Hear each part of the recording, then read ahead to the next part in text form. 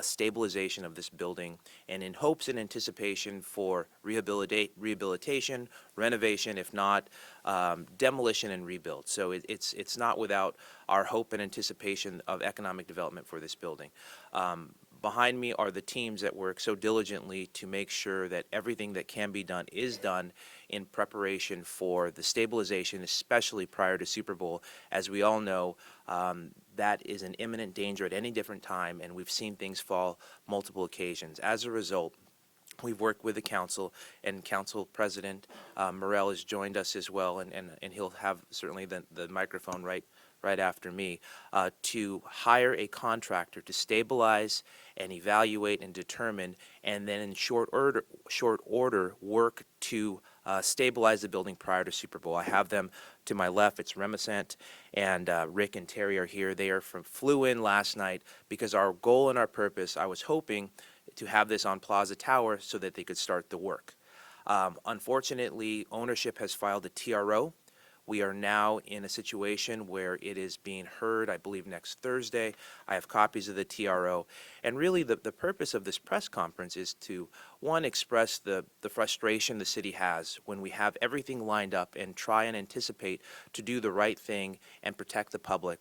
And we are met with constant hurdles. Now, once again, I believe that it is important to have an economic stabilization for this building in the future, but danger and the public welfare is tantamount in any of those conversations. So I'm going to turn it over to Council President, and then you all certainly can have questions either for the team or the vendor, the contractor. But delays right now are dangerous, and frankly, that is why we're hoping and anticipating to educate the public and the media that this is something that we have to deal with, that we are not happy about, and we hope in the future it's resolved. Council Member. Thank you, CAO Montano. I think I speak for the council and the public in that we are extremely frustrated and tired of the antics of this ownership group. We've seen the hairnet. We've seen the pieces of the building falling on pedestrians, bicycle riders, and vehicles.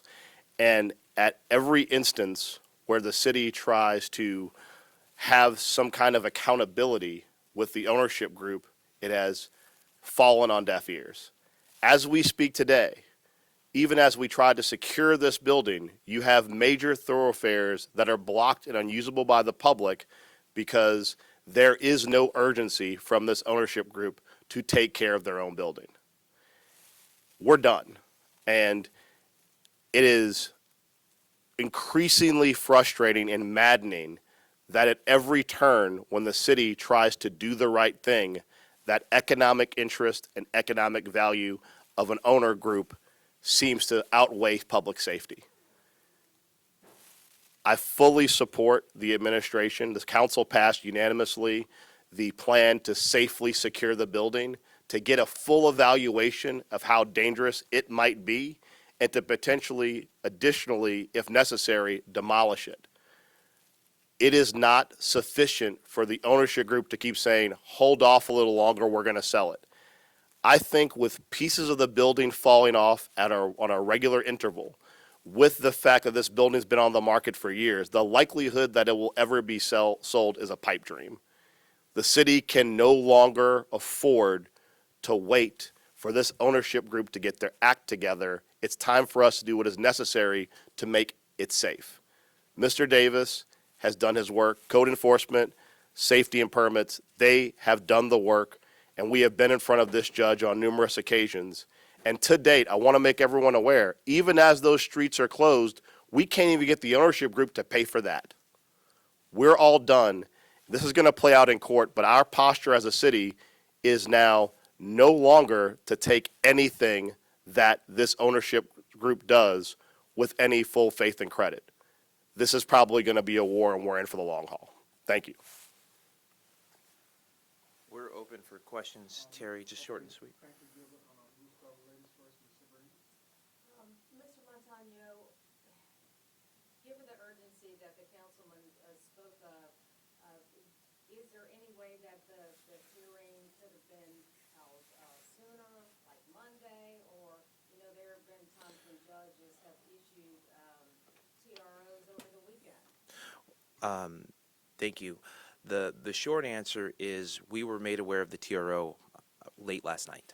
So I think the timing was very specific for ownership. We had flown people in to come and evaluate and start the stabilization process this morning. They were going to be on ground at 9 a.m. They filed the TRO for us not to enter the premises. Yesterday, we received it last night.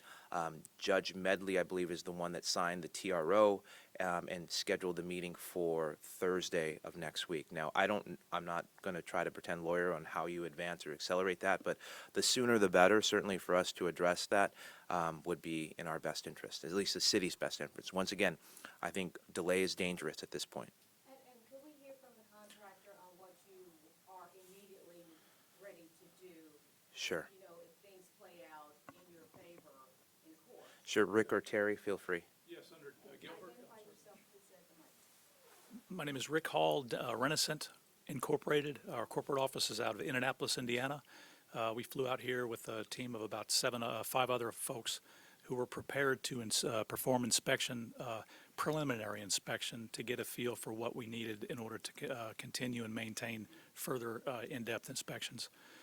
Some of that inspections entailed flying the exterior of the building with a drone or a team of drones and performing interior inspections with 3D reality virtual modeling on every floor, as well as we've engaged with Thornton Tomasetti out of New York City, who's a widely known structural and forensics engineer. They had a team that was going to be present next week after our initial investigation to perform the more thorough forensics investigations of the building to see what needs to be done. Number one, to make the building safe for the surrounding public, and number two, as a beginning of what needs to be done ultimately for the demolition of the structure, if that's where it goes. Thank you. Stephanie? So, just to be clear, the purpose of today's press conference is to really sort of amp up the pressure on them? I mean, legally, like Sabrina said, you can't make the judge hold the hearing anything, but just to make people aware of the I think that is a fair characterization, but it's also, I think, vital for the public to understand that we are trying to address this imminent threat. And the hurdles that get thrown in front of us can often be overwhelmingly challenging, whether they're litigation or other pieces. As you heard the gentleman prior, this is a professional group that is here to stabilize and make safe the building, because we're going to have hundreds of thousands of people coming here in the next several weeks, and time is absolutely of the essence. Any delay is something that we are trying to engage the public and the media to understand the situation that we're dealing with, and then in hopes, as you said, pressure resolution so that we can certainly move forward and make this part of the city incredibly safe. Everybody's on edge, certainly, for a million different things. We want this handled. I'm just curious, did you call them, like, after you got the TRO last night or earlier this morning before scheduling this press conference? Have you had any discussions with either the group? This has been a long-going legal back and forth. Me individually know when it gets into the legal conversations, lawyer to lawyers, there has been numerous amounts of conversations, and this dates back years, as the council member said. We've always gotten, give us some more time, we're going to sell it, we have this great owner, we have this great plan, we have this great, and that's fine. I hope that does come to fruition. I really hope this building comes back into commerce, but we can't let the foot off the pedal for the sake of time and delay. Alderman? And correct me if I'm wrong, the council passed about a $2 million plan because of this TRO. Our taxpayers basically just paying for this group to be here just to be here because of the TRO? Well, the short answer is yes. I mean, the issue is the ownership was on notice when the council passed our initial resolution saying that we support the administration flying in this group, going through the process of doing an initial safety review of the building and what necessary steps were required to secure it. They had ample notice, and obviously they were aware when we were going in because they secured the TRO right before that team goes in. So the issue is, and I think it's important to note, any of the monies the city would spend to secure the building would ultimately have to be paid as a lien against the owners. So part of the economic incentive to block us securing the building is because whatever costs are required to secure the building would ultimately attribute back to them. Should we be successful in lifting this TRO, you can be assured we are going to go after the money that was just wasted by flying this team in to do this work. Because regardless of when we get in the building, the team is still going to have to go in. So the cost of doing this security process, by virtue of filing this TRO, those costs went up because we paid for them to come down the first time. We're going to have to pay for them to come down again, and that's just making this more expensive and delaying the process. Do y'all anticipate being able to perform any work in time for the Super Bowl? I think it's up to the judge. I mean, the reality is that it was already a tight timeline to get them in to begin with. And certainly I think, and I fully appreciate the administration having this press conference to share this with the public, is that this delay will impact public safety. Our goal as a city is to make sure Plaza Tower is secured and safe and resolved. What we've seen from this private group is that that is not their goal. Their goal is to make sure that they can either sell this building or reduce how much money they have to spend to secure it, because thus far, all we've gotten is the hairnet. And we've had plenty of pieces fall off this building with the hairnet on top. It is not sufficient. It's never been sufficient. And I think now that the city has taken a more aggressive posture, because at this point, the credibility of that group is shot. We have given them every opportunity to self-secure the building and make it safe. That has been a failure, which is why we're having to spend public dollars to bring in a group to do it. And then we'll later have to, through liens and other mechanisms, try to recover that money. We're in this position because we've given them every opportunity to do the right thing, and they haven't.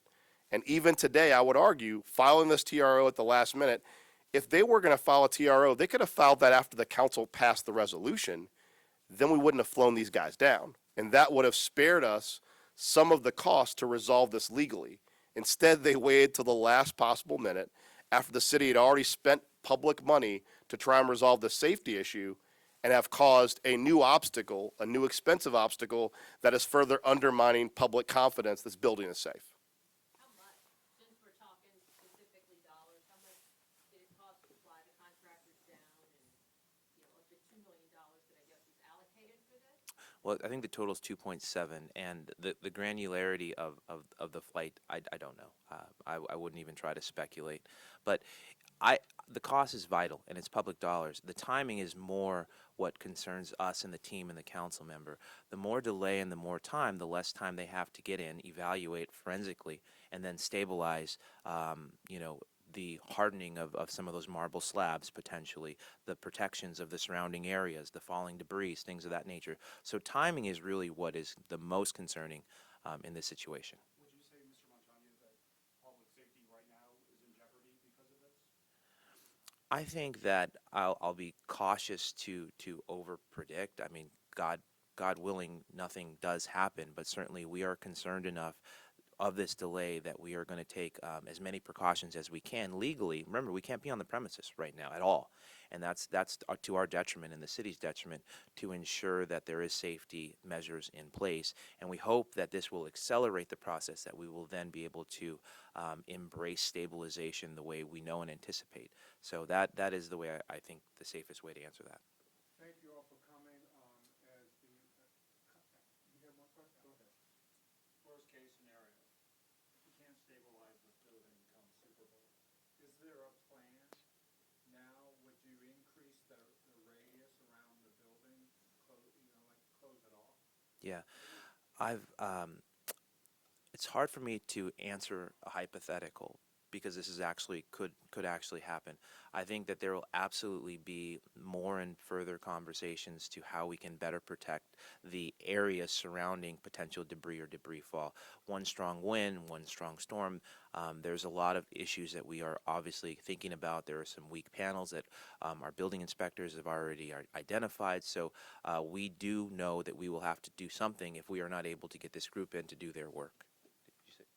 I mean, I'd only add, obviously, Councilmember Harris, whose district this is in, has been intimately involved in this process. She has been an advocate for doing something with Plaza Tower, and I just want to share she is as frustrated, if not more frustrated, because she's dealing daily with all the business owners. Because as you know, these closed streets directly impact all the businesses around it. People literally reroute their entire ability to navigate downtown, and this one economic group, this one ownership team, they're negatively impacting everyone around them with no repercussions. And that has to stop. I mean, the priority for this city, this council, is to make sure this building is safe and secure and that we can have the rest of downtown operate normally. But I want to reiterate how infuriating it is that we have these streets closed in the city of New Orleans right now that people cannot use, and we don't even have that ownership group paying for that. If you close a street in front of your shop to utilize it for some purpose, you have to pay for that. They are not even paying for what the damage they're causing ongoing right now. Question. We had interviewed one of the guys with the Super Bowl coming. They said they were going to do some beautification things to the Plaza Tower, whether it's wrap. I've seen some of the buildings around the Superdome having wrap put on them. Is that still in the process? We would love for that to continue to happen, but putting a wrap on an unsafe building is ridiculous. So we want to make sure it's stabilized, and then hopefully it does get wrapped. I think that's a beautiful building. It's an iconic building. The history of it is incredible. So we do hope it gets wrapped. And thanks for bringing up Councilmember Harris, Councilmember Morrell. She and I have been in conversations over the last several days. She wasn't able to make it in such short notice. Her team is here, and if you all would like to say anything on her behalf, you're welcome to. Okay. Good choice. And can I clarify real quick, I'm sorry, yeah, had the TRO not been in the picture, when would the team? They would be there right now. They'd be there right now. Y'all first contract with them to bring them here, was that? It had to be through competitive bid. Austin, Anthony, however. Yeah, we procured it in December of last year. The proposal came in February. It went through council committee on December 11th, and then the full committee on the 19th, and was signed shortly thereafter by the council president and the mayor. Following all this, is it, because, I mean, you mentioned this could be your words war, is a demo on the table if following in the future? I know. Based upon the council resolution and communication we've had, the goal was always to go in initially with this first chunk of money, because it was to be clear, the amount we approved was a very large amount. But this initial piece, the piece that's been delayed, was just having a third party go in, say the building can be secured, so no pieces are falling off into the public, and to then have a full, longer-term evaluation as to how viable the stability of the building is. On the table was always demolition, but that's the last resort. Right now, the primary thing we're facing today and why we're here having this press conference is we cannot, as a city, assure the public the building is safe because we are being barred from making that evaluation. And it's important for everyone to realize in this period as the legal war begins, we are still being prevented from having a third party go in and say, this building is safe, and if it's not safe, that we can, as the city, secure it to make sure it is safe. We are barred from going in. That is very dangerous. And that is what we're trying to express to everyone right now. We can't get in the building to say it's safe, so based upon that, the public has to assume that it's not. Thank you, Councilman. Ladies and gentlemen, we have to wrap up. Thank you for coming. As you said, this was developing last night, and all of the teams that's assembled here today thought it was important to bring this information to the public. Any other further updates, we will try to provide through the day if they develop. But thank you all for coming. Can you clarify the date on the procurement? You said it was December What's the date on the 24? procurement? Austin, you can December answer that. 24? December of 23 is when it was issued originally. The proposals came in February 2024. So it took almost a year to get them here? To get them here, the contractor in place, well, we had, elevated events that happened most recently on, I believe it was November 21st when it struck the vehicle. Luckily, nobody was injured. That kind of perpetuated our moving forward with the contract, but it was always in place and viable. Let me give you a little context on that. And there's some context in that. Ownership has always said that they were going to do X, Y, Z, and demonstrated small pieces of it. And as a city and as an organization, economic development and the rehabilitation and putting that back into commerce is important. There came a point where we said no more. So we had always been working with them to stabilize. They were doing their own work. This was the last resort when finally we didn't feel like what was being done was ample enough. Otherwise, had we known where we are now, this would have been significantly backdated. But we worked with ownership for a significant long period of time prior to this.